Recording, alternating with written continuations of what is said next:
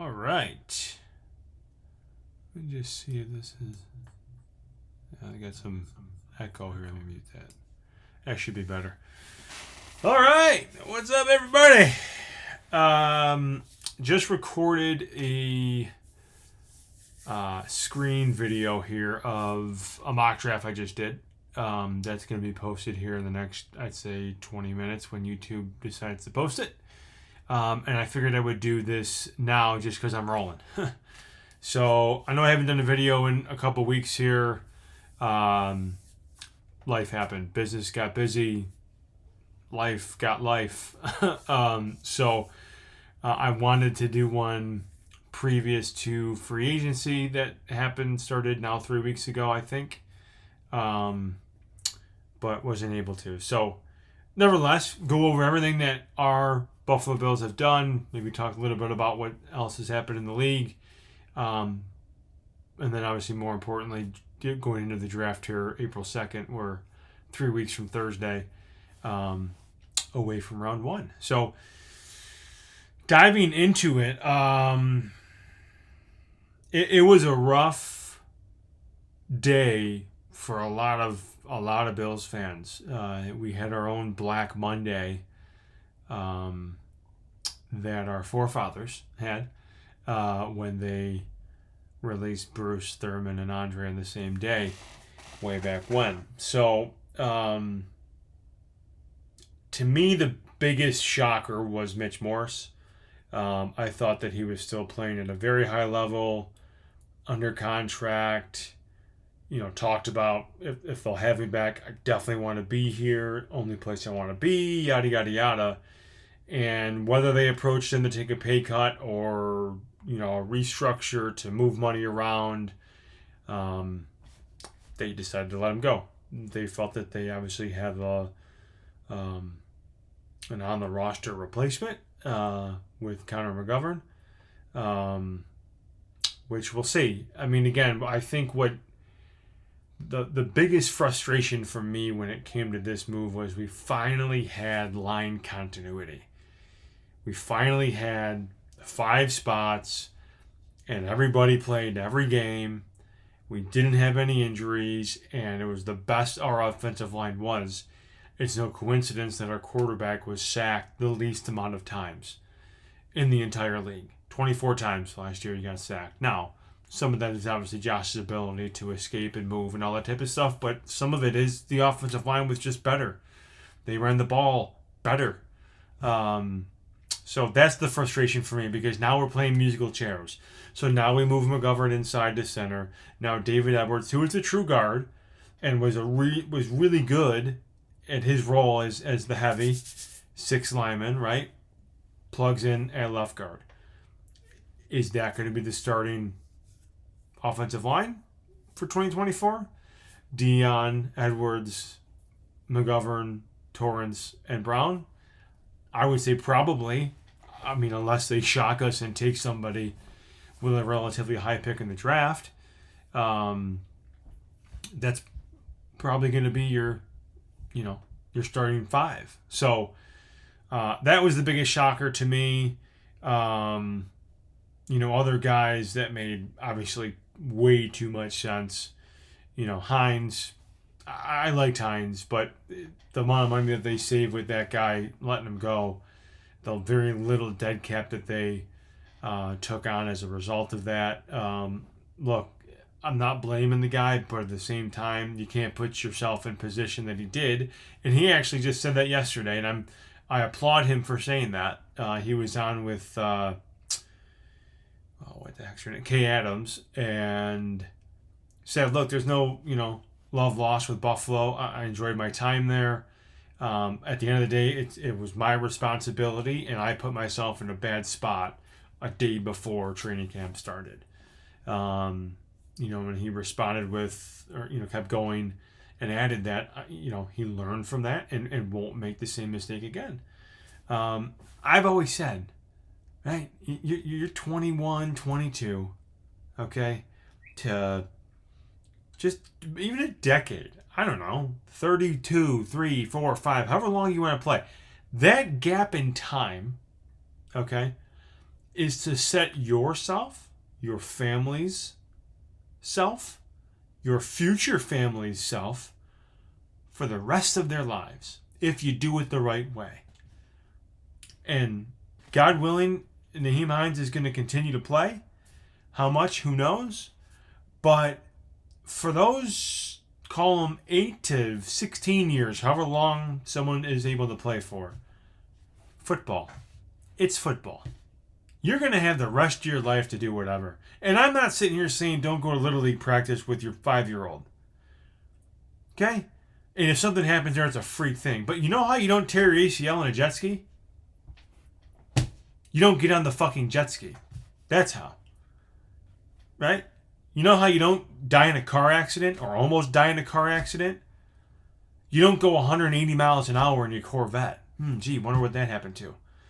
The whole thing with Henry Ruggs a couple of years ago. The list is just... I'm not going to waste time. So, way too much sense to let that guy go. They brought back Ty Johnson, which I'll get to the additions here in a second. Hardy, again, another guy that's made too much sense to move on from. Saran Neal, Jordan Poyer. They saved a decent amount of money doing that type of stuff. The other of significance, in my opinion, probably the second one is obviously Trey White. It's just unfortunate, right? I mean, it's one of those things where he'll definitely be, if you look at the last just 20 years of Buffalo Bills football, maybe the biggest coulda, woulda, shoulda. Because of what he did, right? He I think he was All-Pro or second team All-Pro.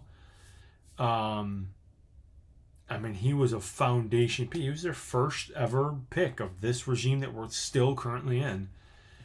And was a really, really, really good player. And if he doesn't get hurt, who knows where we are, where he is, combination of both. It's just going to be one of those things. I wish him nothing but success in LA. He has obviously now since signed with the Rams for a 1-year deal. Hopefully he can bounce back and come back from this injury. Obviously the Achilles after a knee is tough. We'll see. But wish the best to him. Again, a $16 million number was just way too much for how he was going to come back, the unknown with that, when he was going to come back, the unknown with that. Is this week 1 he's ready, or is this Halloween and you're ready? Just too much. So restructure of Douglas makes sense to me. I think he potentially might be in line for an extension, which leads me to my next move. Other guys, obviously, they lost. Tim Settle signed with Houston. Trent Sherfield signed with Minnesota. Kyle Allen signed with Pittsburgh. I'm just trying to think of some of the other guys that Dodson signed with Seattle. I think that's it. Did we lose? I can't remember. Hyde's obviously still out there. Door hasn't been shut on him, according to Brandon Beane. But yeah, so additions. Start by the extension. So obviously, Dion signed a 3-year, $60.5 million deal to extend. It makes him the 4th highest paid tackle in the game. Look, Dion is a very heckle and jive with me personally. He definitely had his best year. I think a big part of that was the line continuity. There's my pup. So he got paid, and it lowered the number this year. They saved some money. Could Dion be a guy that, in the 3rd and 4th year of this extension, could he kick inside for a year or two? Maybe. But they extended him. Teron Johnson is the highest paid nickel cornerback in the NFL by $1 million over Kenny Moore with the Colts. 3-year, $31 million deal for Teron. And it makes sense, right? He's a huge part of their of their defense, of their secondary, how they go, what they play. Our base is nickel, so his payday was definitely rightfully earned because of his production as a whole. The biggest get, let me step back because some of these guys are our own here. So Daquan, 2 year, $16 million, 10.5 guaranteed. That no-brainer. Again, Daquan was having a phenomenal start to the year before he tore his pec, made his way back at the end of the year and into the playoffs. Just a warrior type guy. I have no problem giving that guy the money for what he got, because I don't think that he's one of these gets and puts the feet up type of guys. AJ Epinesa, 2 for 12, could upwards of 20, depending on production. Again, another guy that I think has just gotten better as time has gone on. I feel like he's really found his groove. And health is number one. If he can stay healthy, there's no doubt in my mind that he can be a double-digit sack guy. He makes plays, bats balls down. Again, a guy that I didn't want to lose if the number was right. If someone was going to give him a 4-year, $40 million deal, go ahead. Like, that's just, it was way above what, where I would like to have been. So, and it also gives him an opportunity, and he said it, gives him an opportunity to, hang on, Bob. It gives him an opportunity to get another contract. Excuse me, I had to catch the thought. So yeah, good for him. Taylor Rapp come back, 3-year, $14.5 million deal. As he is starting safety now with who we've lost and what we have on the roster. As we sit here right now, I would say yes. Again, could that change based on the draft? Potentially. Hopefully not. I really don't want to take a safety high. So that's the Rapp deal. Just going down the list here. Ty Johnson comes back on a 1 year. Huge fan of that. Cam Lewis comes back 2 year, $4 million. Quentin Morris on a 1 year. David Edwards got an extension, 2 year deal. Not even extension, another contract. He was set to be a free agent. So he's inserted into that starting left guard spot. Other guys that we signed, right? So the biggest fish, if you will, was Curtis Samuel, 3 year, $24 million, 15 guaranteed. I like Samuel a lot. I have for a while. I liked him come out of the draft from Ohio State, and he was one of my targets when he became a free agent leaving Carolina. I think he gives this team something that they haven't had, which is yak. I think he gives this team something that also they haven't had in terms of versatility. I think he can play really anywhere. Is one specifically his strong inside-outside? Arguable. I just think he's a football player. I think he's a guy that you can hand it off to him 4 or 5 times. Get him out of the backfield. You can get him on jet sweeps and things like that. Again, he's instantly the fastest receiver that we have on the team. We're at a 4.31 or 4.32. 27 years old. The best year he had as a pro came under Joe Brady's offense. It makes too much sense. I'm a fan. Again, I think that for the money, for what he's able to give them, I think it makes sense. So that was the biggest one. Mac Hollins, another receiver they brought in. He's going to be whatever you can give them of a boundary receiver. Obviously plays special teams. Nicholas Morrow, linebacker. He's probably going to fill the Dodson role as the third linebacker. He's from Philadelphia, or his most recent stop was in Philadelphia. He's actually the dude that decked Diggs on I think it was Josh's touchdown run in that Philadelphia game. Just blindsided Diggs. Who knows what happens there? Quentin Morris back. We talked about Morris. Will Clapp. I actually like the Will Clapp. Clap on, clap off the clapper. 1 year deal. Played center, played guard. Good veteran piece to add. Like it a lot. Again, if the McGovern thing fails, do you kick McGovern back to guard and do you play Clapp? Who knows? Casey Toohill. Not one Hill, but Toohill. a depth piece on the defensive line, hustle type guy. You need him. Every roster does. So if you get anything out of him, great. Mike Edwards, I think, was a really decent signing for us, 1-year deal. You hear his coaches talk about who he is as a player. Ball hawk, got the knack, instincts. We need that. We've had that with the two safeties from the majority of time with Hyde and Poyer. Both of those guys had those same traits. So, again, is it Edwards and Rapp as your starting safeties? Right here, I would say yeah.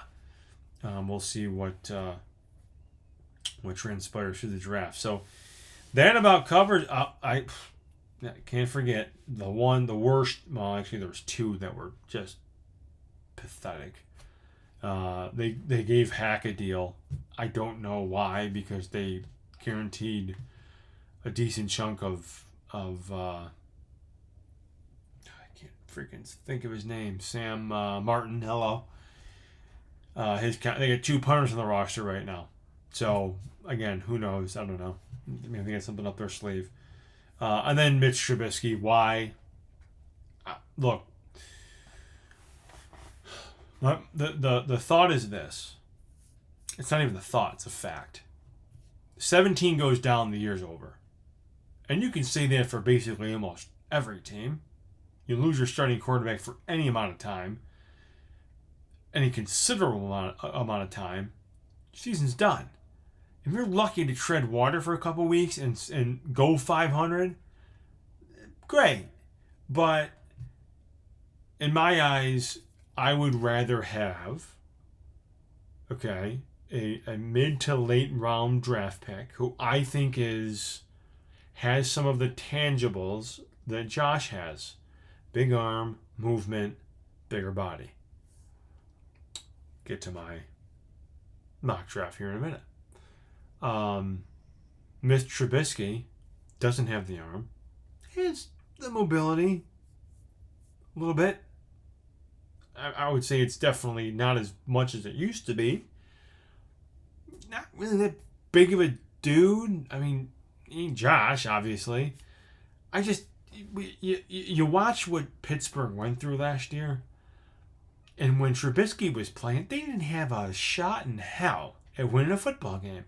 And I think they might have won one game with him. They put in Rudolph, and that's when they went on that end of the season run. So just goes to show you, maybe you take Mason Rudolph as your backup.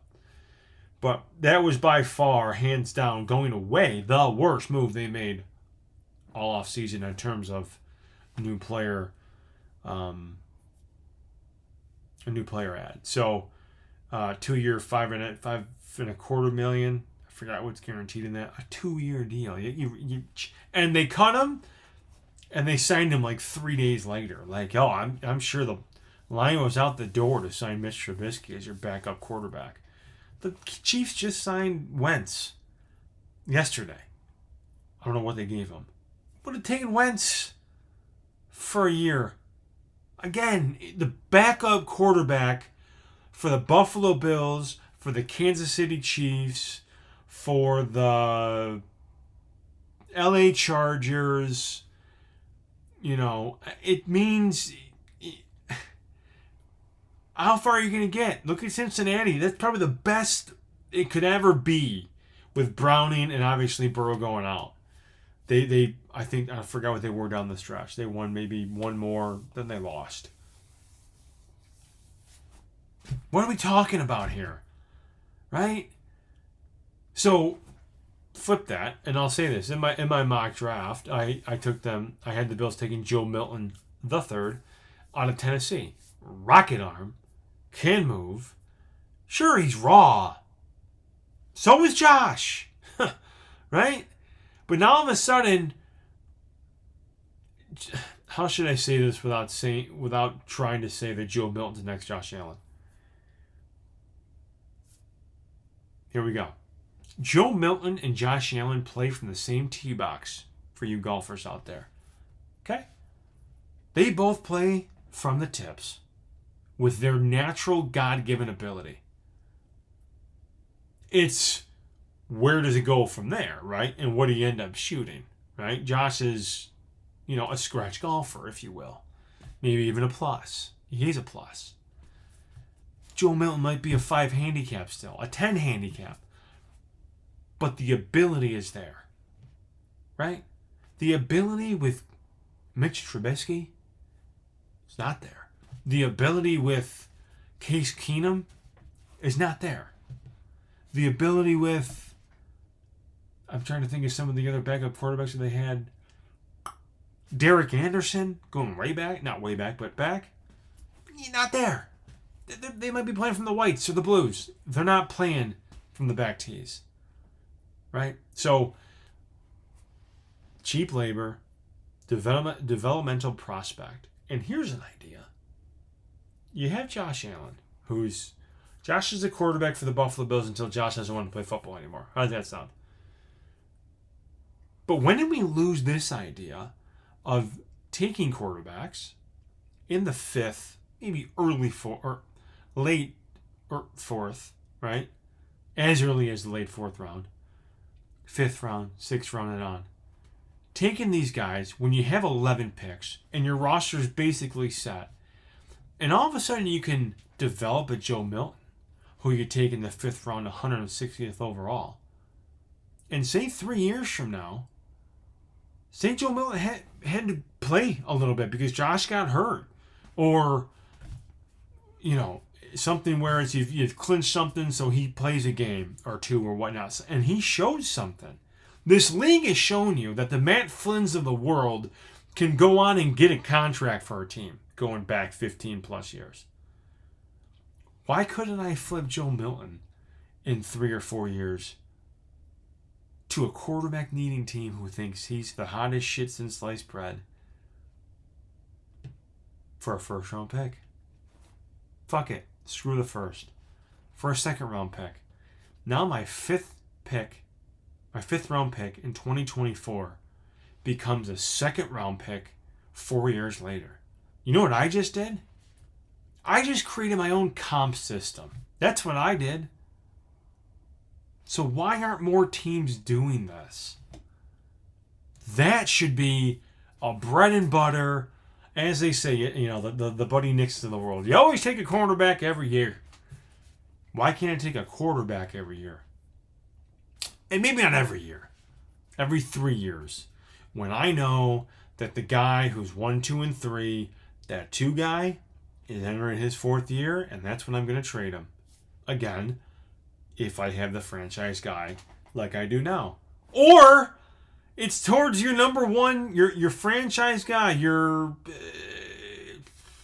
Kirk Cousins, say Minnesota, right?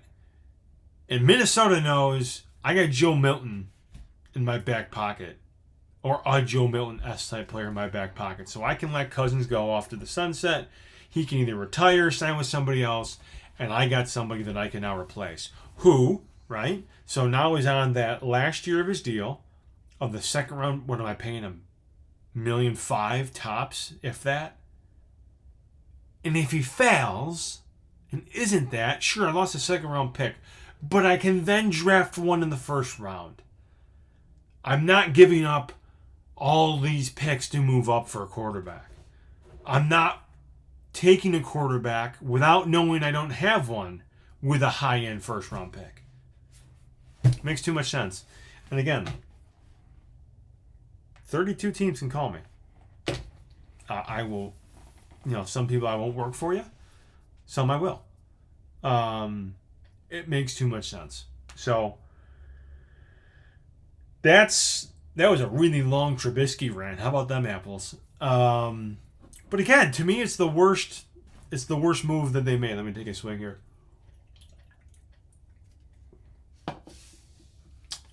Okay. Let's go into, what am I here? 24 and a half.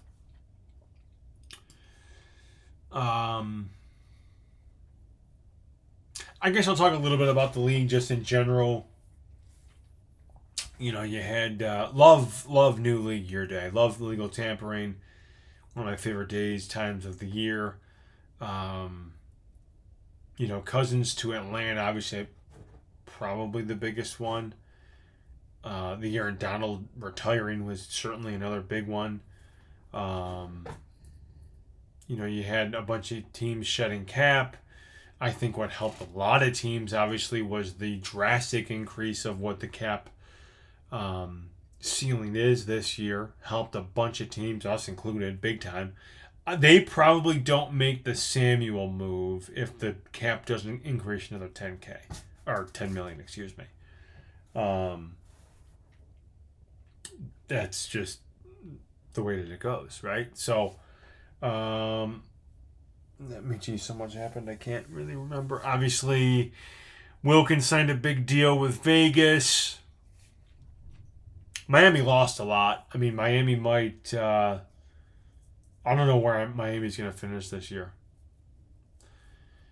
Obviously I think New England's going to be in the basement, but Miami might finish third. And just because of... Look, this whole Jets hoopla thing, you probably heard me say the same thing, or if you listen to the mock draft, the same thing. The Jets made some good moves, don't get me wrong. The best move they made, in my opinion, was the one they just made last week with the trade for Redick. Lost Huff, Philadelphia. They take Redick from Philadelphia. But the guys they picked up, right? Your Mike Williams, your Tyron Smith, Morgan Moses. Who else did they sign? I can't remember now. Look, these guys have huge question marks around them. Huge question marks. They haven't been able to stay healthy. And my thing is this. What can you show me that says it's going to be the opposite? What are you going to show me that Tyron Smith is going to play 17 games this year? What are you going to show me? I'm looking at Tyron Smith stats. Let's just go with Tyron Smith. Let's stick with Tyron Smith. How does that sound? You want to say Tyron Smith again? Tyron Smith.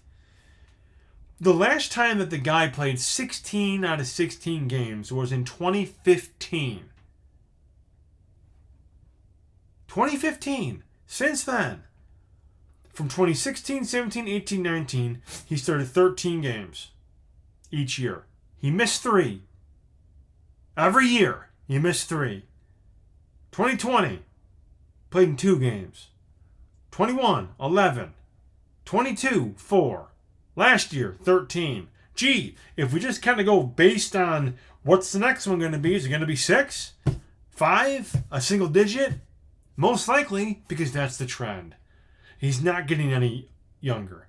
He's 33. He will be 34 in December. Sorry. I'll believe it when I see it. Morgan Moses, good player, right? They needed offensive line help. Good player. He was with them previously. Why'd they let him go? That'd be my question.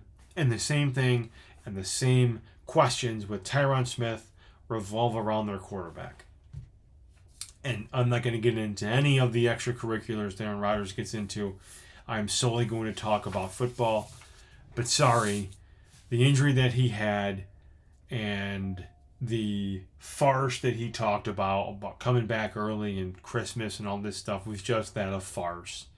It was never going to happen because you don't rebound in 4 months from a fucking torn Achilles.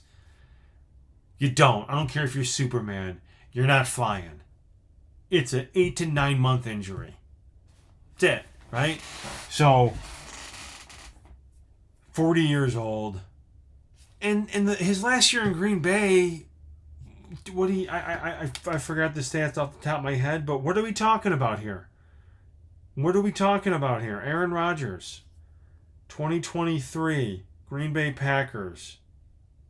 Team went 8-9. Threw for 3,700 yards, 26 touchdowns, 12 picks. The most picks he's had since 2010. Right? Let's see what his had a 91 rating, QBR 41 point, sacked 32 times. So again, it's one of these things that I'll believe it when I see it.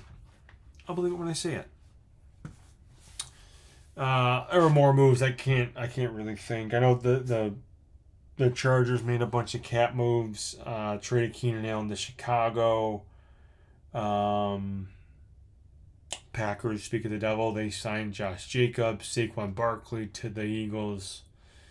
I'm trying to think of like other moves off the top of my head, but I can't. Sorry. It's a Bill show. Let's just go with the mock here real quick. I'm going to break this down for just a second here. Because for those that don't watch the mock video, you'll kind of get a little taste of both here, huh?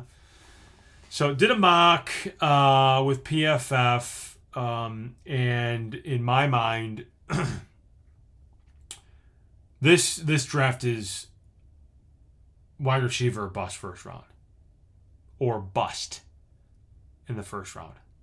The first round pick has to be a wide receiver. There's no ifs, ands, or buts about it. There's no position greater on this team's roster that needs a boost more than the receiver position. And we can go back to what I've said in previous videos in the season and in the playoffs and after the loss to the Chiefs.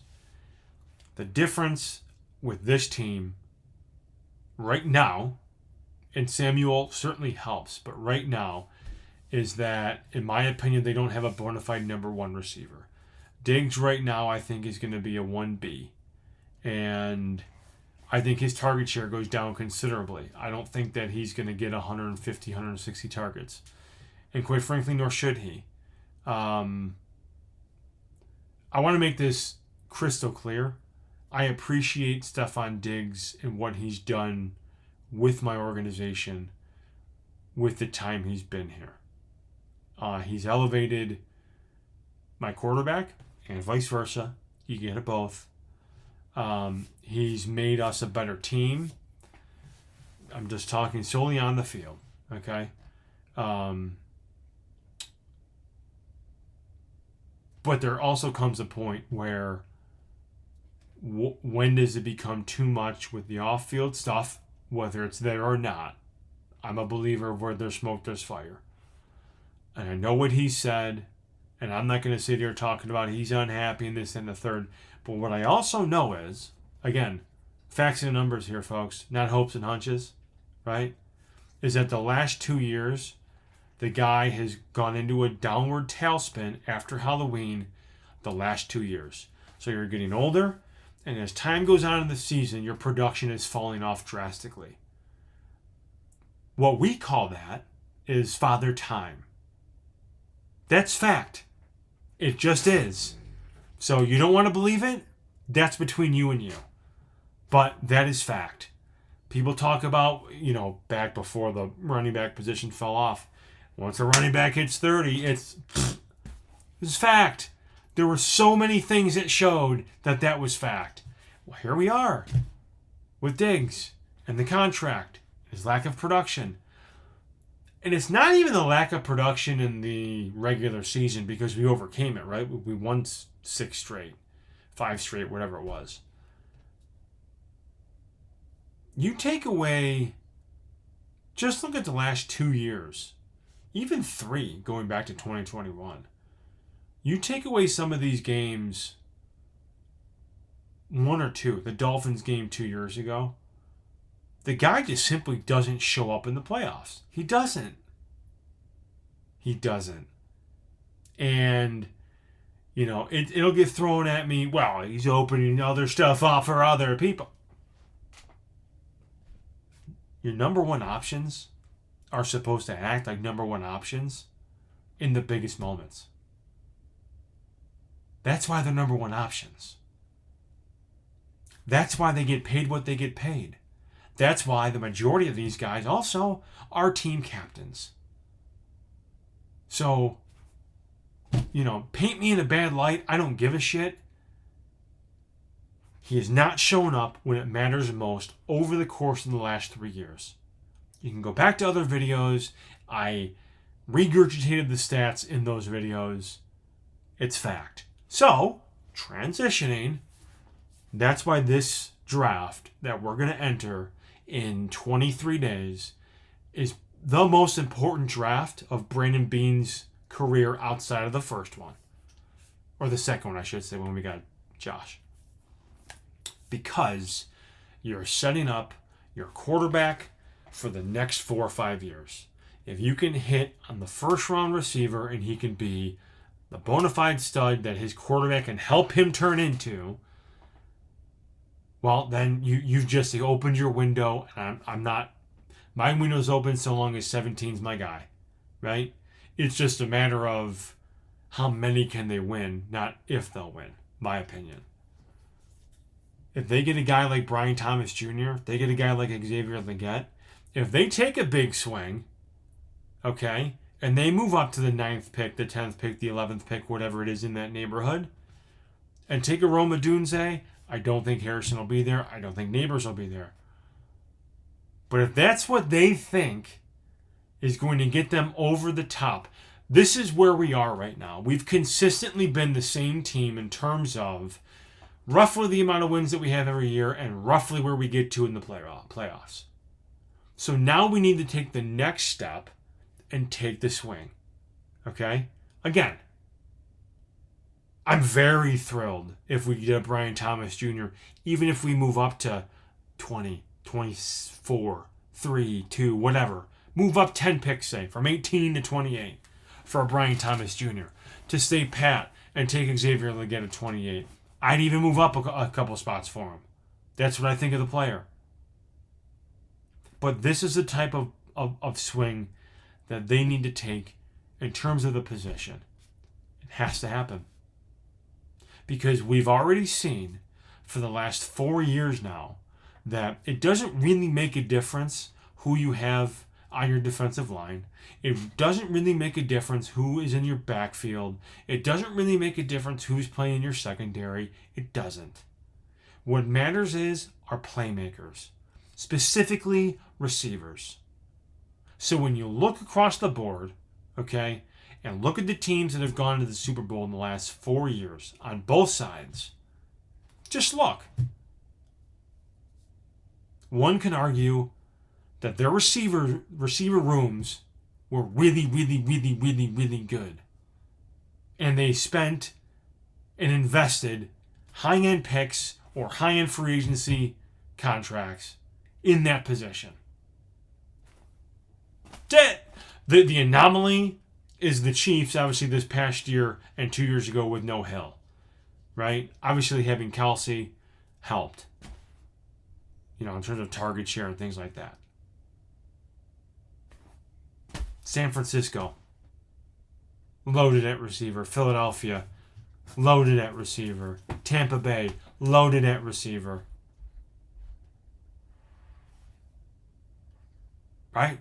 The Rams, loaded at receiver. The Bengals, loaded at receiver. You can't tell me I'm wrong, because I'm right.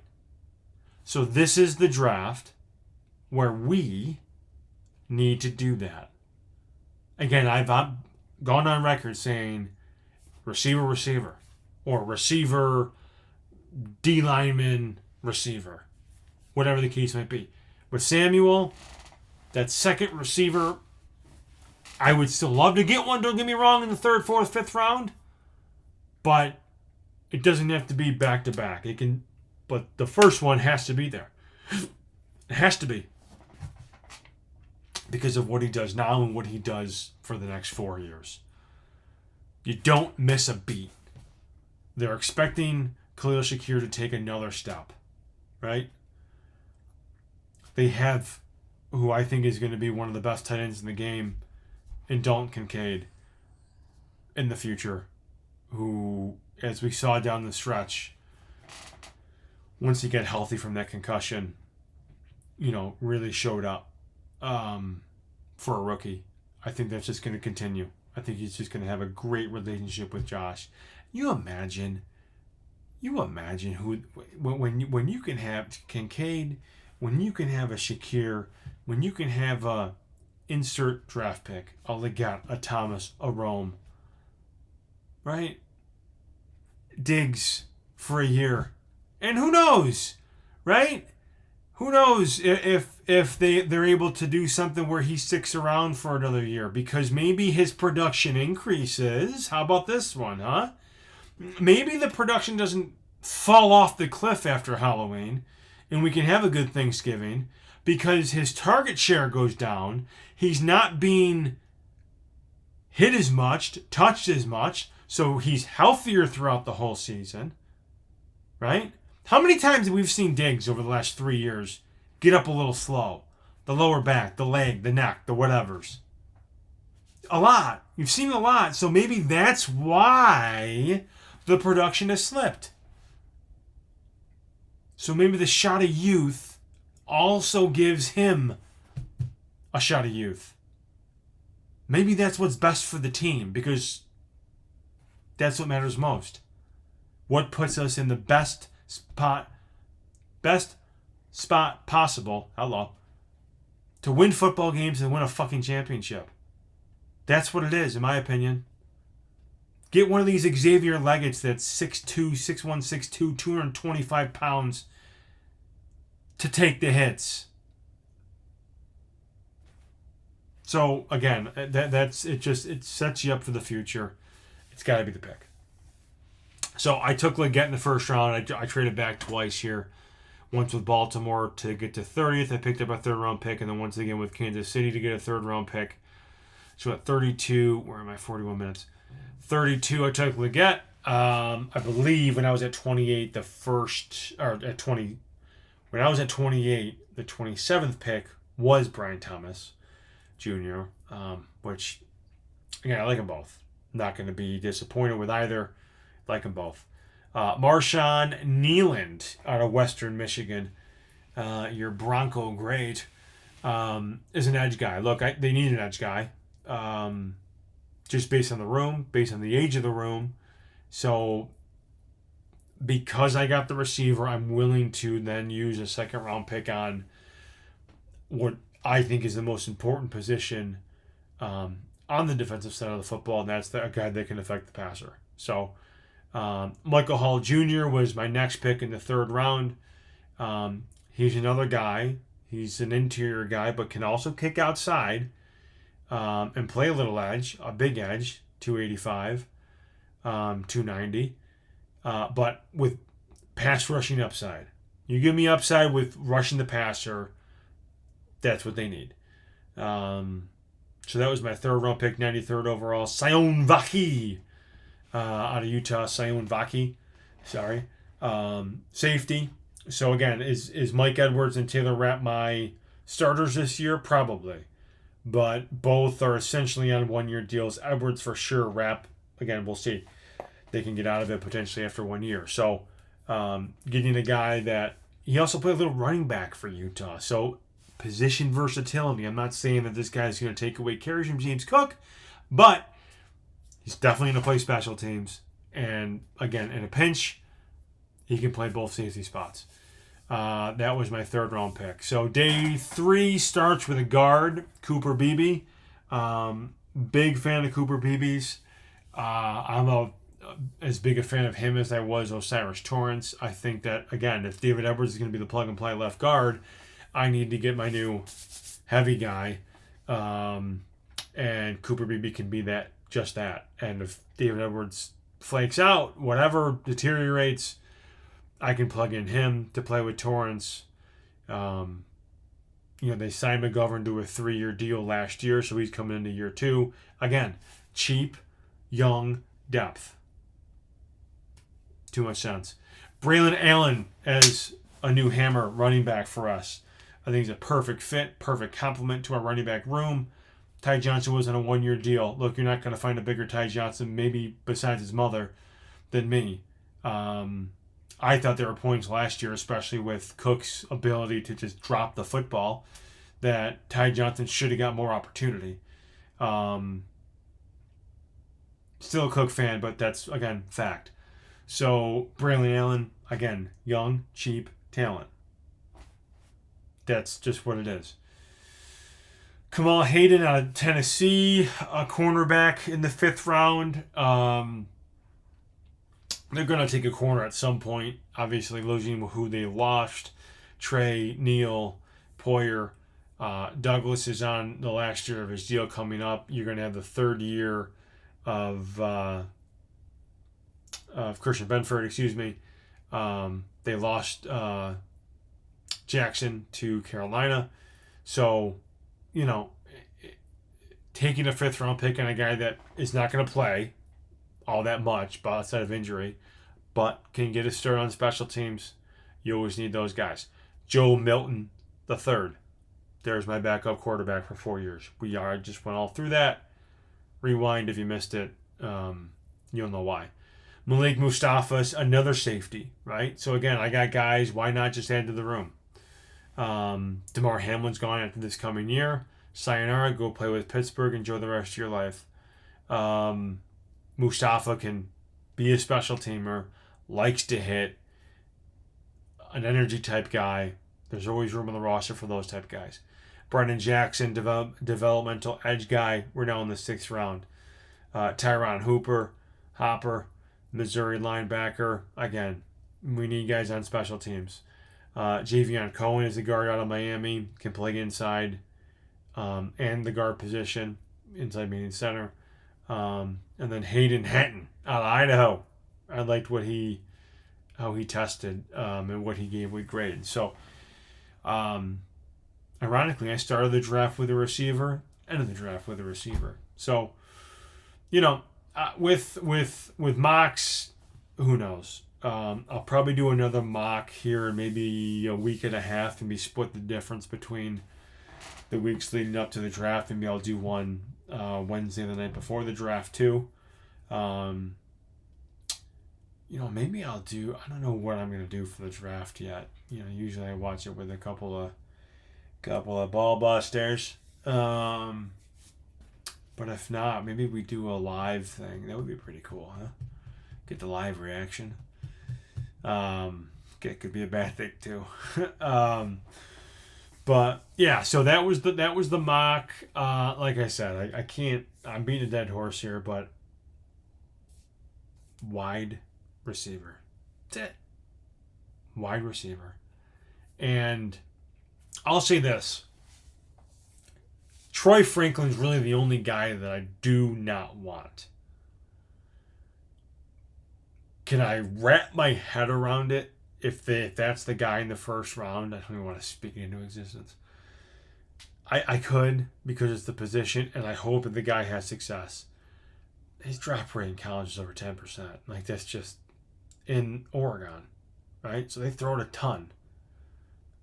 It's just like, ouch to me. But, hey, it is what it is. So, I'll put a bow on this one here. I'll upload it once my other one's uploaded with the mock. And then I'll see you folks here in a couple of weeks. Let's see, today's the 2nd. Let's just see maybe when I do another one here. Bum, bum, bum. Yeah, maybe we do one in 2 weeks. Not next week, but the week after. After the Masters. Huh? And then see what we do for the draft. But that's what we'll do. All right. Appreciate you guys watching, however you watch, listen, car rides, whatever it is, airports, planes, trains, automobiles. Appreciate it all. Take care. Go Bills.